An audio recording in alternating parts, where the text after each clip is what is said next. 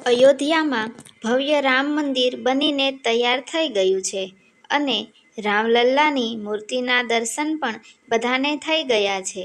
જો કે હવે સવાલ એ થઈ રહ્યો છે કે રામલલ્લાની મૂર્તિ કાળા રંગની કેમ છે? તો આ મૂર્તિ માટે ઉપયોગમાં લેવાયેલ કૃષ્ણશિલાના ગુણ વિશે અહીં વિગતવાર જાણી લઈએ. અયોધ્યામાં રામ મંદિરના ગર્ભગૃહમાં સ્થાપિત રામલલ્લાની મૂર્તિની તસવીરો સામે આવ્યા બાદ કરોડો ભક્તોએ તેના દર્શન કર્યા. જો કે બધાને એક સવાલ થઈ રહ્યો છે કે રામલલ્લાની મૂર્તિ કાળા રંગની કેમ રાખવામાં આવી છે?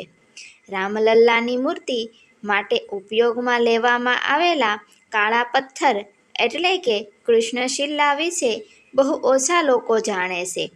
ત્યારે આ મૂર્તિને તૈયાર કરનાર શિલ્પકાર અરુણ યોગીરાજની પત્ની વિજેતા યોગીરાજે જણાવ્યું કે રામલલ્લાની મૂર્તિ બનાવવા માટે આ પથ્થરનો ઉપયોગ કરવાનું ઘણા ખાસ કારણ છે. કૃષ્ણશિલા એ એવા ગુણ છે કે જ્યારે તમે અભિષેક કરો છો એટલે કે જ્યારે તમે મૂર્તિને દૂધ ચડાવો છો ત્યારે તમે તેનું સેવન કરી શકો છો. તેનાથી તમારા સ્વાસ્થ્ય પર કોઈ અસર થતી નથી. આ પથ્થરને કારણે દૂધના ગુણોમાં કોઈ ફેરફાર થતો નથી. આ કારણોસર આ પથ્થરની પસંદગી કરવામાં આવી છે. કારણ કે તે કોઈ પણ એસિડ કે આગ કે પાણી સાથે પ્રતિક્રિયા આપતું નથી.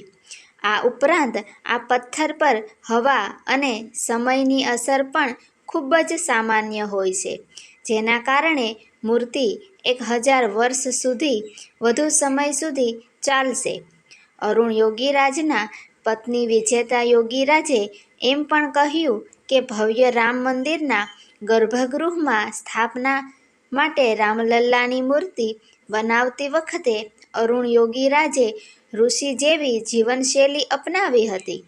વિજેતા યોગીરાજે જણાવ્યું કે મૂર્તિ તૈયાર કરવાના સમગ્ર સમય દરમિયાન અરુણ યોગીરાજે સાત્વિક ખોરાક જેમાં ફળો અને અંકુરિત અનાજના મર્યાદિત આહાર સાથે 6 મહિના પસાર કર્યા.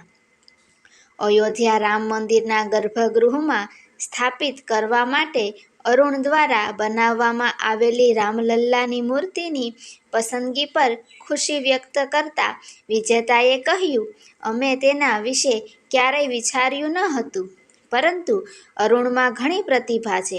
તેમની કળાને સમગ્ર વિશ્વમાં માન્યતા અને પ્રશંસા મળવી જોઈએ.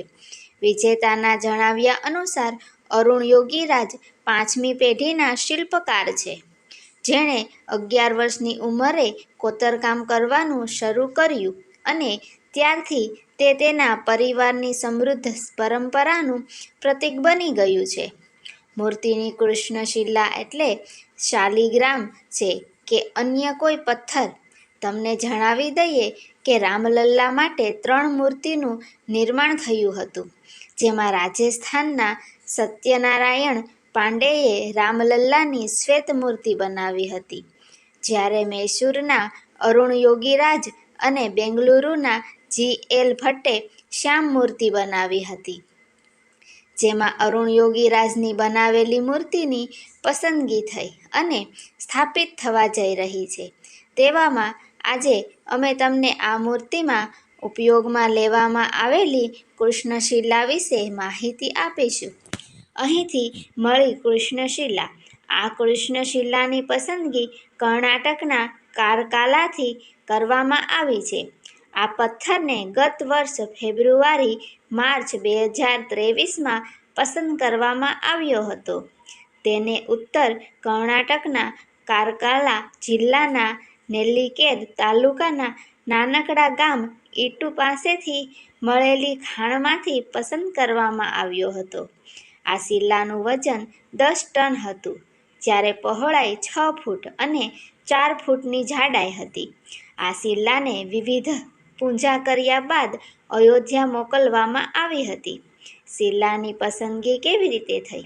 જો સૂત્રોનું માનીએ તો ટ્રસ્ટના આગ્રહ પર વિખ્યાત વાસ્તુશાસ્ત્રી કુશદીપ બંસલે સૌથી પહેલાં આ શિલાનું નિરીક્ષણ કર્યું હતું અને વાસ્તુની દ્રષ્ટિએ ઉત્તમ જણાતા નેશનલ રોક ઇન્સ્ટિટ્યૂટના વૈજ્ઞાનિકોએ તેની સાયન્ટિફિક તપાસ કરીને શિલાની રાસાયણિક રચનાની તપાસ કરી હતી.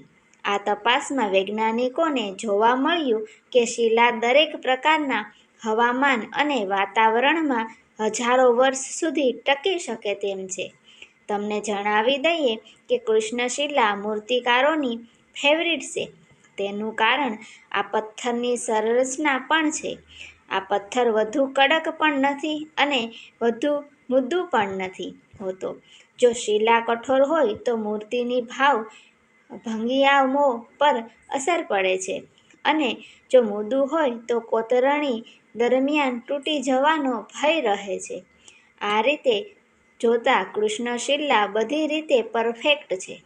આ શિલાની પસંદગી પાછળ પૌરાણિક મહત્વ પણ છે.